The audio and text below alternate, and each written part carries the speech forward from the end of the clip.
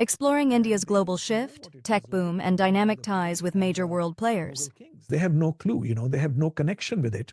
My parents did. I did to some extent. Now, these kids are probably in a very different world. So I think the country is going through that metamorphosis very naturally and organically. So one thing I do want to see is like, on the border of India and Pakistan, that one area where it's kind of like, under like disputed, and they do like this guard ceremony thing every day. Yeah. That's something I do want to do. I've seen those videos and stuff. Like, I think that'd be pretty like cool to see, like, Yeah. It has been featured in some Bollywood movies. So that could be, a little sliver of an image if you think you might want to check it out. Yeah. Otherwise, yes, I think it's a fascinating moment where soldiers from Pakistan on one side, soldiers from India on the other side, and they are, doing their own thing. Yeah. And so one thing, just my opinion, I think India does a good job. Maybe they don't. Like, it's like they're trying to balance between an ally. It's like sometimes they play the United States against Russia and China sometimes, right? Because you see India come over here, visit our president, and then a few months later, of course, I'm making this up a little bit. Then they have like the premier of Russia and China over there, So it's almost like they're playing both hands sometimes, Yeah, I don't know precisely the situation. Let me tell you my observation. India was in the about 40, 50 years back, India was very strongly aligned with what was called USSR, which today is called Russia. At least the breakaway country is called Russia. So we were very strongly aligned with the USSR, and that created some tensions with the United States in terms of diplomacy and political relations. Today, India calls itself non-aligned, which means that they have pretty much said in so many words that we are not aligned with a specific country in terms of our preferences and our political inclinations. We want to take care of ourselves, our people, and in the process, we will approach whichever country would like to work with us, saying this is how we can help each other, and whichever country agrees, we will work with them. I think that is India's stand in my understanding. In the last 20 years or so, if I'm not mistaken, India and US have come very, very close, in part because of USSR splitting up. It doesn't exist any longer. Having said that, yes, India and Russia still have collaborations, as do India and US.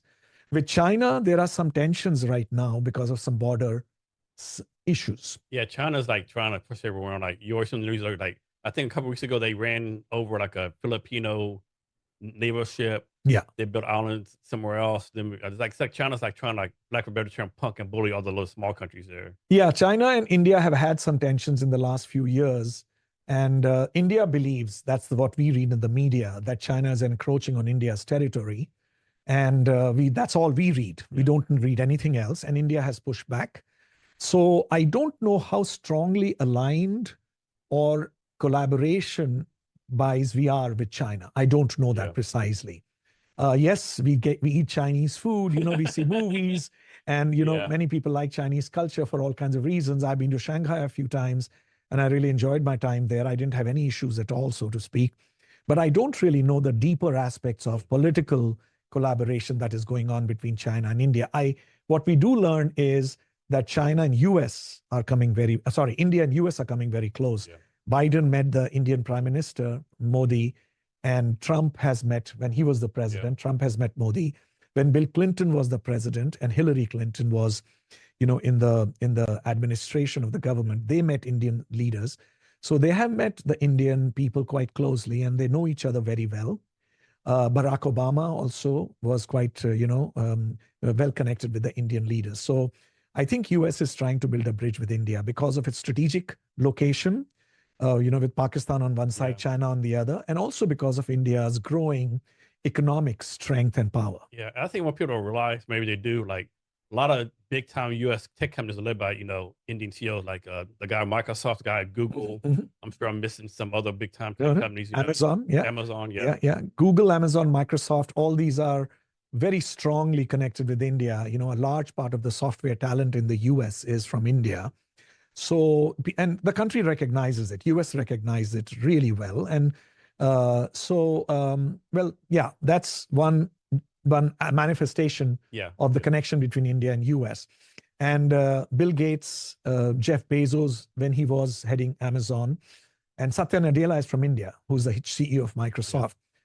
So these people are very well connected in India, and India and US have even building stronger economic relations. Why do you think India became such a big tech hub for the United States?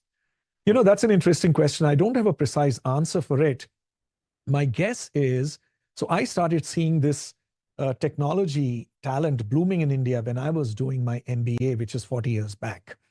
And there was a lot of talent which was being exported to the United States, the tech talent that we are talking about.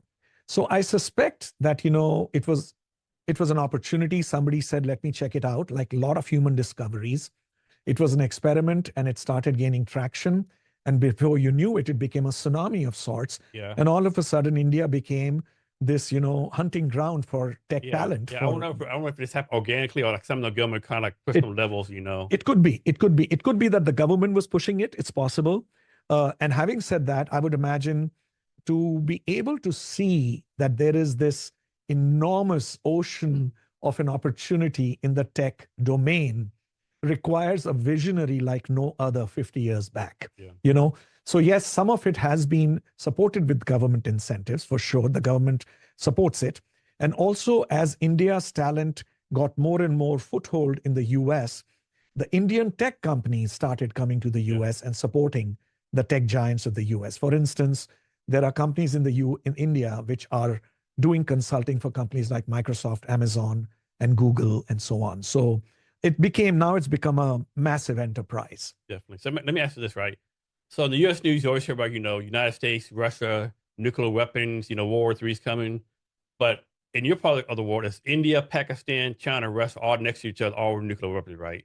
They all have nuclear weapons. Does that affect how y'all live over there? Is like over your head all the time? Here in the United States, always hearing like, oh, Russia has all these 1,000 nuclear weapons, all this kind of stuff. Is it like the same there with 4 nuclear capable countries in the same area? Yeah, I don't know whether it is hanging like a sword on the head of the Indian people on a day-to-day basis.